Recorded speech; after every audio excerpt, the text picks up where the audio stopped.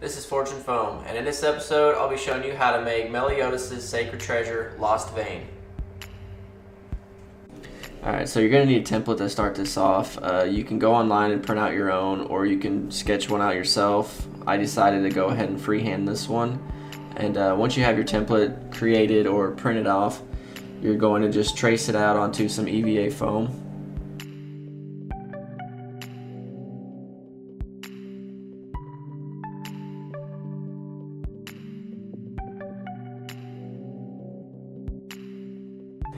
Alright, so as you can see, I added some registration marks on my template. This will just give me an idea of where I will be needing to cut into the foam later to add some of the details.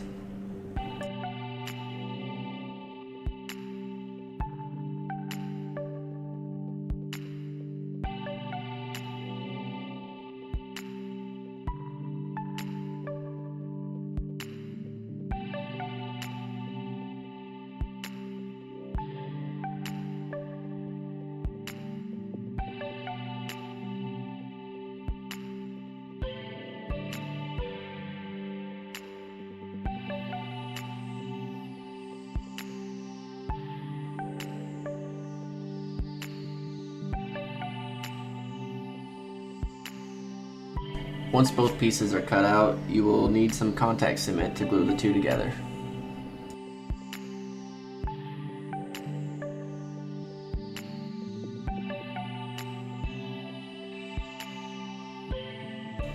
Alright, one thing I forgot to do before I started gluing was to cut out a little channel for the dowel rod to fit into. This will give the sword a little bit more support when it's all put together.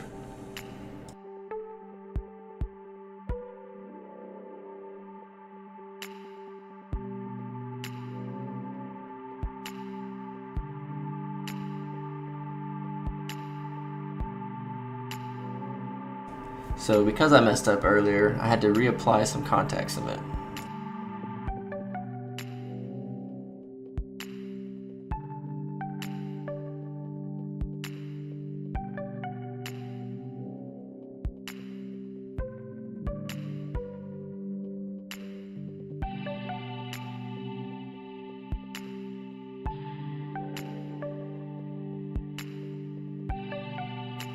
Once the contact cement has dried to a tack, you can glue the pieces together.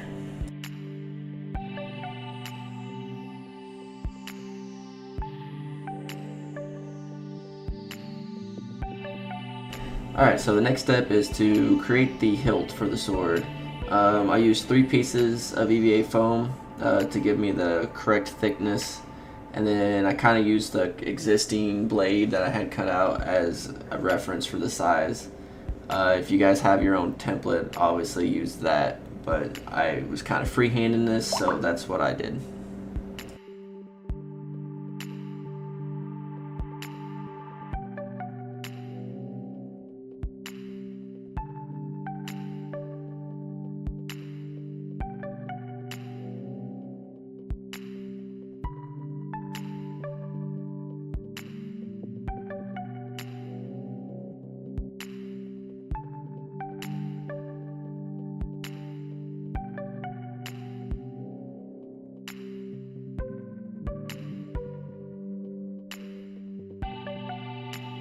Alright, so for the hilt, you have 2 large pieces and 2 smaller pieces. The 2 smaller pieces will be glued into the center. The reason there'll be 2 is because you want a gap in between where the dowel rod will be inserted into later.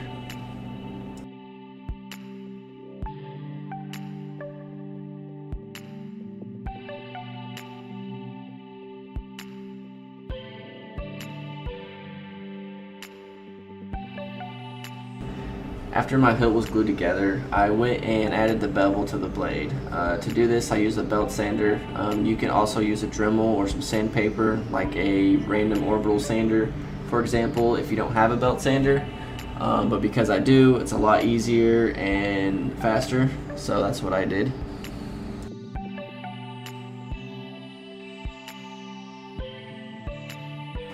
You're going to want to also add some rounded edges onto the hilt. You can use your dremel or belt sander if you have one. When you're done with that, give it a test fit. It should slide onto the dowel rod just fine. Once you're done with that, you're going to want to add some thickness to the handle onto the dowel rod. So when you get to this point, go ahead and glue on your hilt to your blade. Just add some contact cement to the top of the hilt and the base of your blade, and then glue it into place.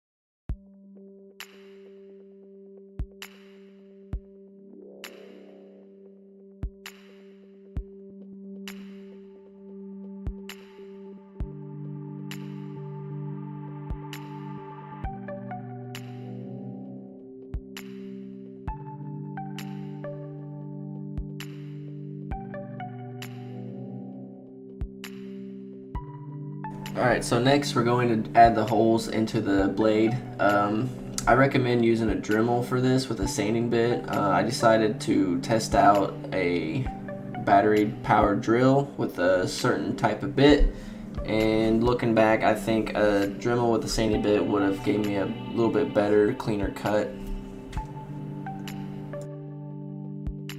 Alright, so to create the little notches into the spine of the blade, I took a silver Sharpie and marked some reference lines, and then I used my dremel with the sanding bit to carve that out.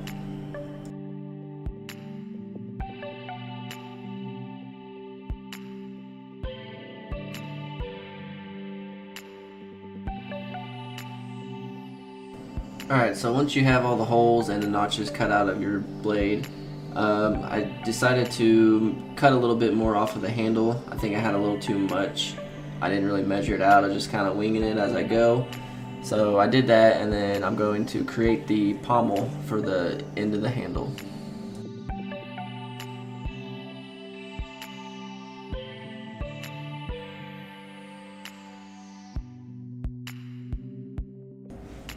I used my Dremel to sand out the pommel to give it the shape that I wanted.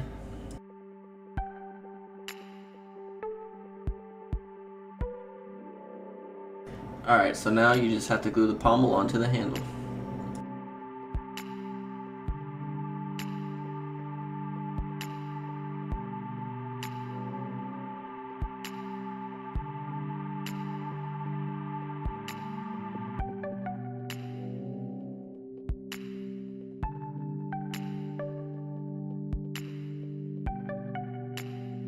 Alright, so next you need to add a little bit more detail to the blade. There's a little triangular piece that goes above the hilt of the blade and onto the blade. I'm not sure what this is called, but I just used some 5mm craft foam and sized it up and cut out a triangle and glued it onto the blade using some contact cement.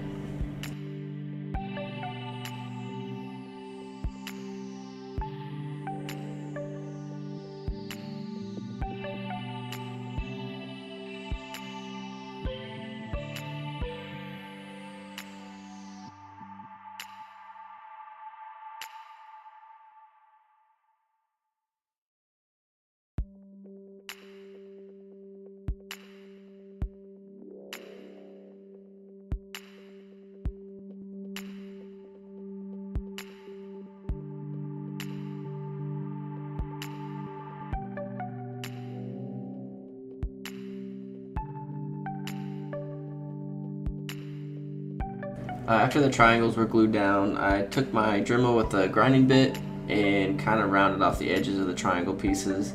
This is kind of a step I did throughout the entire process of making it, which is kind of cleaning it up a little bit here and there with the Dremel. It just kind of makes it look a little bit better. The extra time you put into it pays off in the end.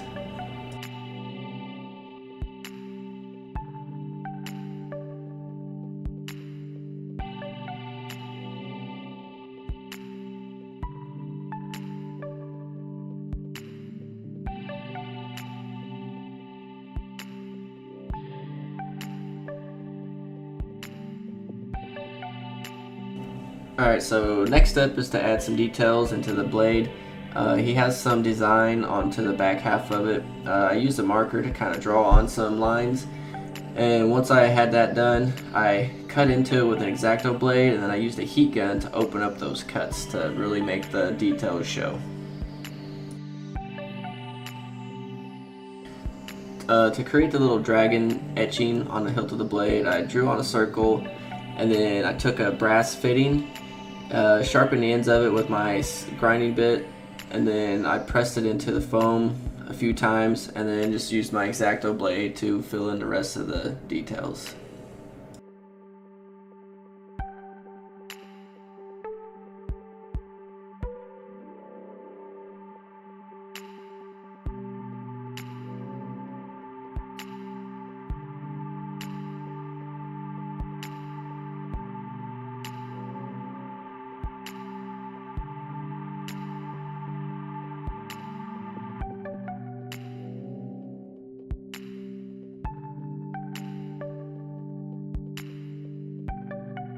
So when you're using a heat gun, make sure to keep it moving. Holding it in one place for too long could burn the foam, and just slowly keeping it moving. Just make sure that you evenly heat up the entire surface area to really seal up the foam and open up those cuts that you made into it.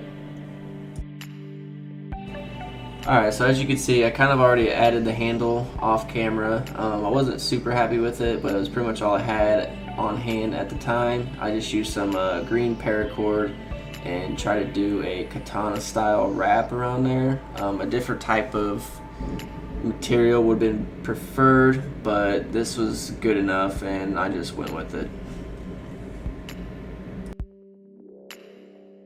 Alright, so next thing is painting. Before you paint, you might want to coat it in like a Plastidip or some other kind of sealant to help protect the work, and it'll give you a little bit better base coat when you do paint it. Unfortunately, I didn't have any of that on hand at the time, and the weather was a little bad, so I didn't get out to do it. I just decided to paint it anyways, and it turned out alright anyways. But if I had it, I would have done it, so I recommend using that if you do have it and do take the time and effort and energy into making something like this. It should be well worth it.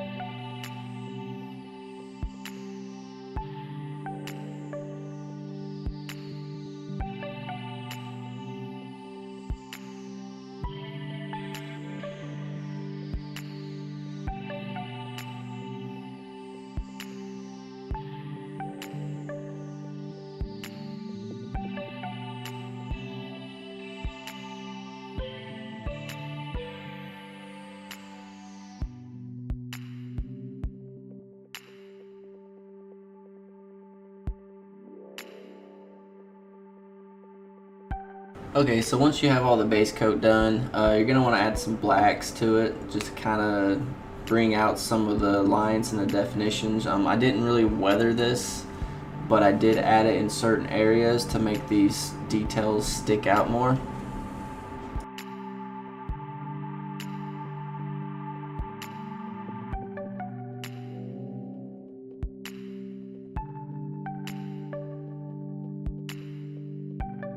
Alright, so when you're done painting, last step is to give it some kind of a clear coat. Some kind of a clear spray paint or like a polyacrylic would work. Be sure to cover up your handle though before you do paint it. Other than that, I will try to add some more details into the description below. If you guys have any questions, please leave a comment and ask me. Other than that, I hope your prop turned out pretty good. Thanks for watching. Alright, so that's pretty much it for this video. One thing I didn't really cover was the handle on this. I wasn't the happiest with it.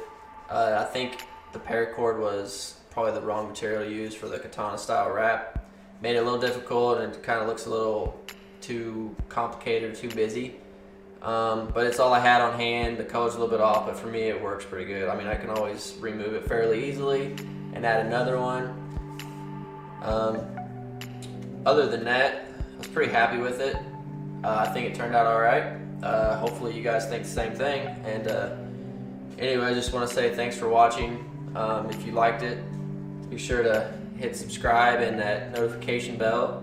I'll have more props coming up soon. Next one I have in line for you guys will be the Divine Axe Rita, also from 7 Deadly Sins.